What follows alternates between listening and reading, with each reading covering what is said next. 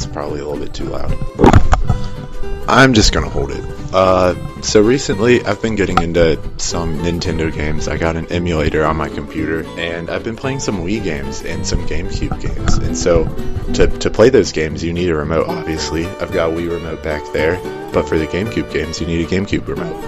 And I don't want to pay $1 million for an adapter, so I was just like, you know what? I'm gonna just buy a $15 knockoff remote. So that's what I did, and it's purple. I think it looks pretty cool. Like, it's not half bad, and it works just fine, but it's not really me. It doesn't say Dalton on it. What I wanted to do is paint this and make it look cool, have like the clouds and stuff to match the theme of my channel, and so that's what I'm gonna do today.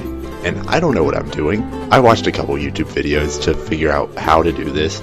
So I have all the supplies. It's probably going to take a few days to get it done. But we're just going to jump right into it. Alright, so step one is obviously to disassemble the remote. Because, you know, you don't just want to paint it with the components and everything. So basically what we got is just a bunch of screws. But the good thing about recording this is that I remember how to put it back together. Because that could be a problem down the road if I don't know how to put it back together. Don't matter if it looked pretty.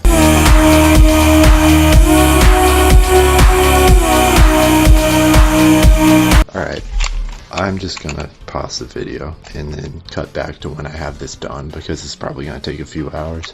Okay, I think I've figured out how to fix this. So I have a flathead screwdriver, and what I have to do, the flathead doesn't fit into this, so I need to file the flathead down, so then I can get all the way down into the screw and unscrew it that way. Because the problem with the Phillips head is that it'll just slip, and flatheads don't tend to slip as easily, but it's just too wide. So I've just been sanding it down. Like, I've literally already used up a whole sheet, and it's 800 grit, which is like really fine, but this might take a minute. So we're just gonna sand it a little bit more and see what happens.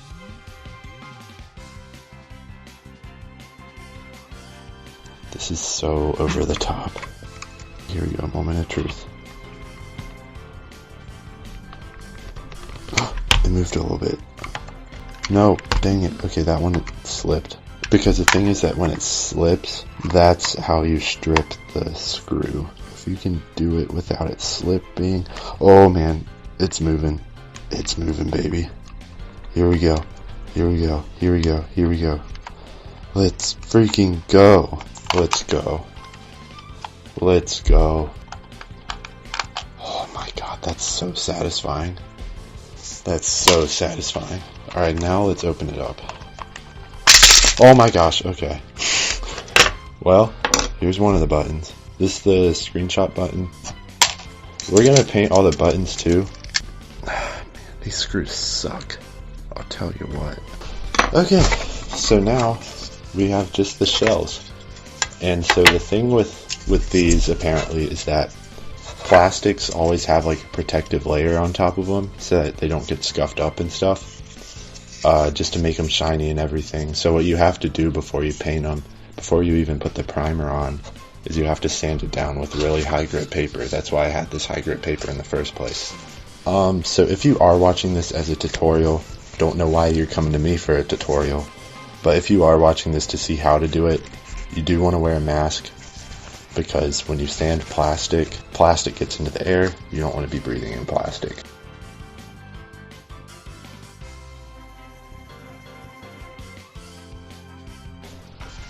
Alright, so I was told that these sponges, the back like scrubby side, will actually scuff up plastic. I'm a little bit skeptical, but I do have a few little corners that I couldn't really get too easily with sandpaper. So let's see if this does anything.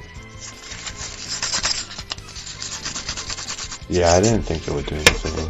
It's just too soft. So the protective layer is gone. Everything is looking nice and ready to start painting, but it's nighttime. I want to go to bed, so we are going to call it a day, and then we are going to paint it tomorrow. So I'll see y'all then. So the first step in painting this is to prime it first with this spray paint. It just looks like white spray paint, but it's really a primer to make the real spray paint adhere better. And so I'm just getting around getting all those corners and making sure I'm not missing too many spots. And then once I'm done with that, I can finally get on to the real paint. And so the motions that you want is just quick little swipes, and you don't want to put on too much in one spot. But the thing is that a bug actually got stuck on the paint as I was painting it.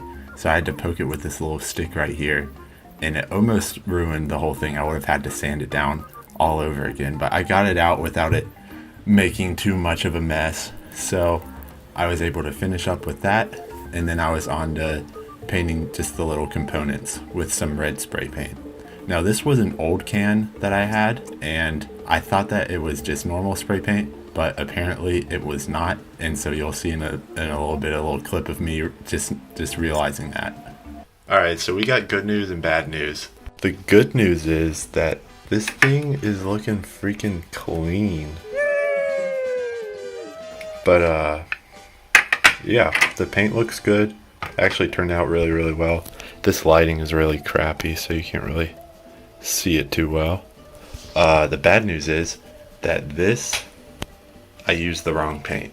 I used the paint that apparently is sticky. While I was procrastinating getting new paint to paint the buttons, I went ahead and started working on the clouds on the remote. So I like to have clouds in my theme because I always think that my head is in the clouds and that I'm always daydreaming. So that's kind of the origin of why I have clouds in my channel artwork. And on another note, I got a new microphone. So it probably sounds a lot better than it did at the beginning of this video. You know, there's not any more creaking anymore. It's a Yeti Nano. So if y'all want to get the same microphone that I have, then get the Yeti Nano. It's only like $100, but it's pretty nice. I like it. So the last step before I reassemble it is just to spray it down with this protective layer of spray paint, especially those clouds. But an issue I came up with was I think I sprayed it on a little too heavy in one spot and it started cracking right there. I think that was okay, so I let it dry and then I sprayed over it again just to protect it a little bit more.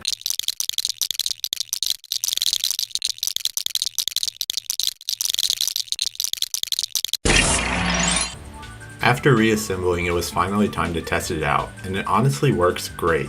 I think that my favorite part is that the paint actually makes the buttons a little bit easier to use. Because it was a cheap remote, it was just plastic analog sticks, but with the paint over it, it feels a little bit more rubberized, like a more premium type remote. I think that overall this was a good design. I did make a lot of mistakes, and it may be ugly in small parts, but overall, I think that I did a really good job for my first time doing something like this. So I'm kind of proud of myself for going out there and doing something creative.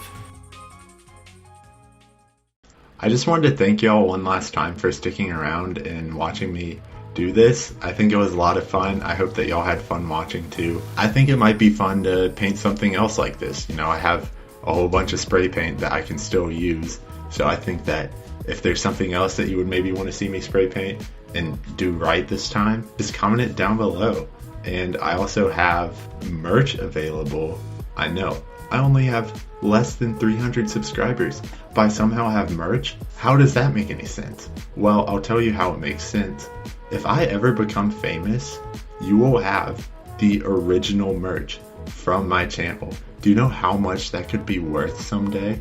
Forget NFTs. This might be the next big thing. In 20 years, this could be worth $20 million. Now, it's a lot more likely it's going to be worth $0, but there's a chance. There's a chance that it could be worth a lot of money. But for real, you know, I'm really thankful for y'all watching. And I think I mentioned this before in one of my other videos. Just a month or two ago, I had 11 subscribers. I'm already at 270. I don't care if that's small. Percentage-wise, that's insane. Who else can do that? Who else can do that in a month? To multiply it by like 25? How is that even possible? Thank you so much. And if you aren't subscribed, then please do it, because we're setting records out here and we're not finished. So anyways, thanks for watching and stay safe out there.